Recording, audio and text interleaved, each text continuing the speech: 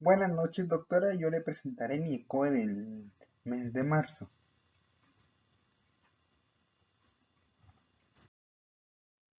Tenemos un paciente masculino de 10 años de edad que consulta por tos de 5 meses de evolución.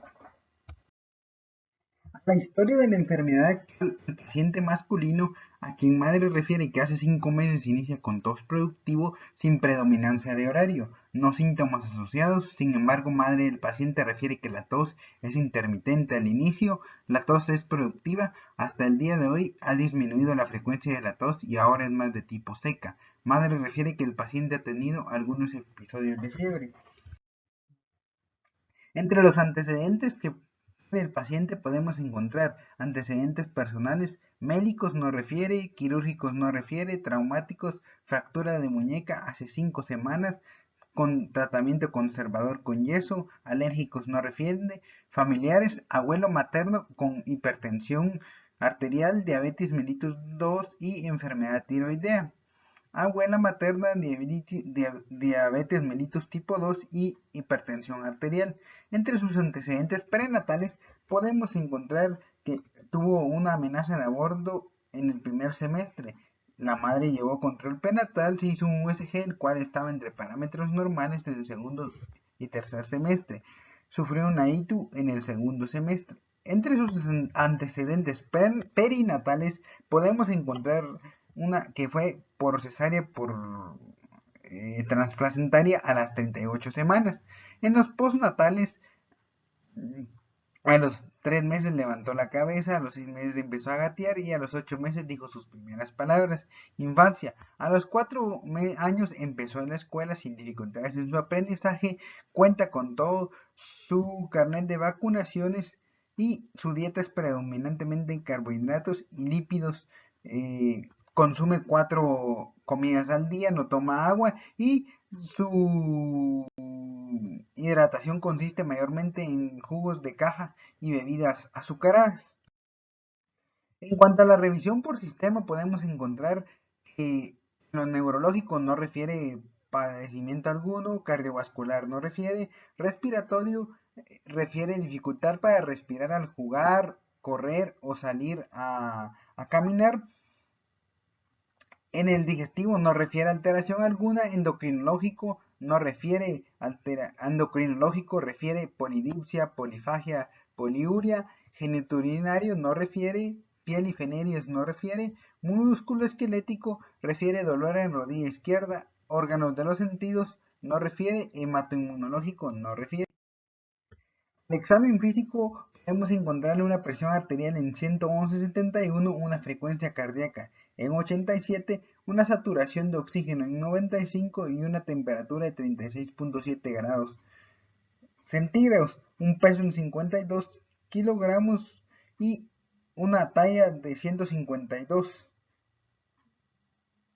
Un índice de masa corporal en 22.1 con un percentil 97, por lo que podemos ver que el paciente se encuentra con cierto grado de obesidad. A la evaluación física podemos encontrar normocéfalo, ojos fotorreactivos, simétricos, cuello móvil, simétrico sin presencia de adenopatías, tórax expandible y simétrico, cardiopulmonar, buena entrada de aire bilateral, no hay presencia de ruidos patológicos ni soplos, abdomen blando y depresible, ruidos gastrointestinales normales, miembro inferior izquierdo presenta dolor a la palpación, además de tumefacción levemente por la región inferior a la patela. Además de eso presenta dolor a la marcha y cojera del mismo miembro. Entre los listados de problemas que pudimos encontrar con el paciente, encontramos primeramente tuberculosis. Se aproximó que este era su principal diagnóstico por la cronicidad de la tos. Sin embargo, más adelante vamos a ver que este diagnóstico poco a poco se fue descartando. Se hizo una breve revisión bibliográfica acerca de lo que es la tuberculosis. La epidemiología de la tuberculosis nos va a dar que la tuberculosis tiene una tasa de nuevos casos de tuberculosis ha disminuido en la última década, aunque en el 2012 todavía se diagnosticaron 8.6 millones de nuevos casos. falleciendo 1.3 millones de personas por esta enfermedad. Los niños de mayor riesgo son aquellos que provienen de zonas endémicas como Guatemala, África y países en vías de desarrollo por el virus de la inmunodeficiencia humana y los que conviven en condiciones precarias sociosanitarias con poblaciones de riesgo. Niños menores de 5 años son una población muy susceptible con riesgo de desarrollar una TB miliar o una TB meningia. Entre la fisiopatología de la tuberculosis, podemos ver que es una enfermedad infecciosa producida por el Mycobacterium tuberculosis. Esta Mycobacterium presenta una pared celular rica en lípidos, resistente a la decoloración tras la tinción con colorantes, lo que le otorga el calificativo de bacilo ácido alcohol resistente. Se transmite principalmente por contacto respiratorio y el Mycobacterium tuberculosis un patógeno intracelular y por lo tanto la inmunidad celular está mediada por linfocitos T, por la inmunidad celular. Por eso es que podemos ver que a los pacientes con VIH les afecta bastante porque va a afectar a los linfocitos CD4, CD8 y a los linfocitos natural killer. Como podemos ver aquí, entra a los la enfermedad va a entrar a los pulmones a través de la orofaringe y por gotículas respiratorias invade los pulmones. Esto va a generar una fagocitosis por medio de los macrófagos. Esto se va a ir a los linfocitos CD4 y CD4 helper que van a liberar los CD4 van a liberar ciertas cascadas como es la INF, el factor de necrosis tumoral y la interleucina 10 que van a generar acúmulos intersticiales en el pulmón, que es lo que vamos a encontrar en el pulmón. En la clasificación podemos encontrar tres clasificaciones. La exposición a tuberculosis sin infección, la infección tuberculosis latente en la que se va a presentar la tuberculosis, va a haber una prueba de tuberculina positiva, pero no se van a tener síntomas ni signos indicativos de la enfermedad y en la enfermedad tuberculosa se va a tener un diagnóstico por cultivo de PCR o cultivo y aquí ya se van a presentar síntomas y signos de la enfermedad.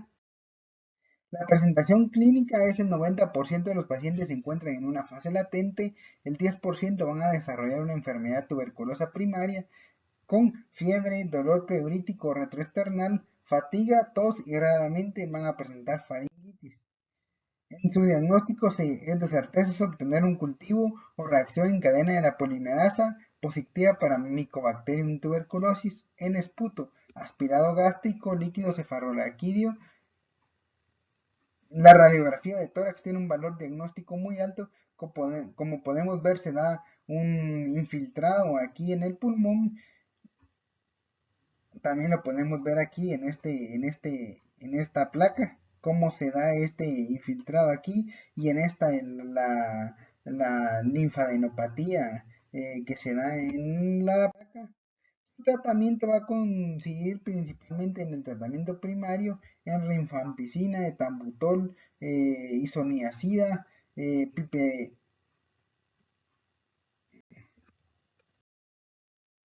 en nuestro paciente, como podemos ver en su radiografía, presentaba más un patrón intersticial difuso y no presentaba una elevación en la hematología, más sí presentaba una eosinofilia. Por eso es que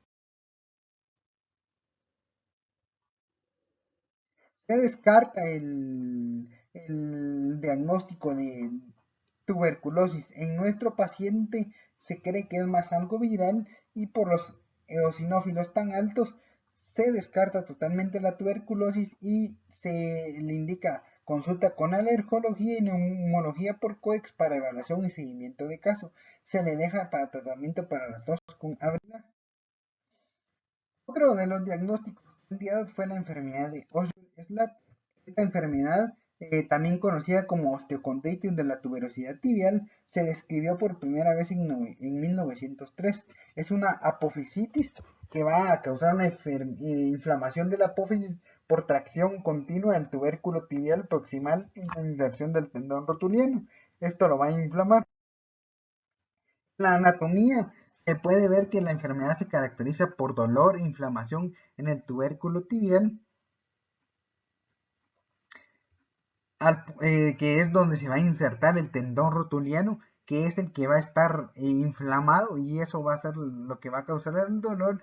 El tendón rotuliano surge del polo inferior de la rótula, un hueso sesamoideo dentro del tendón del cuádriceps, y el músculo del cuádriceps está involucrado en la extensión de la rodilla. Por eso es que a nuestro paciente le dolía al caminar.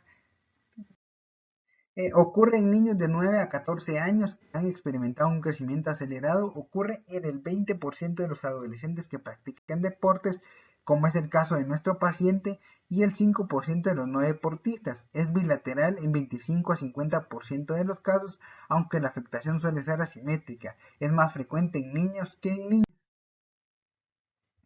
En cuanto a su patogenia, la enfermedad de Osgood-Schlatter se da como una lesión por uso excesivo causada por un esfuerzo repetitivo y abulsión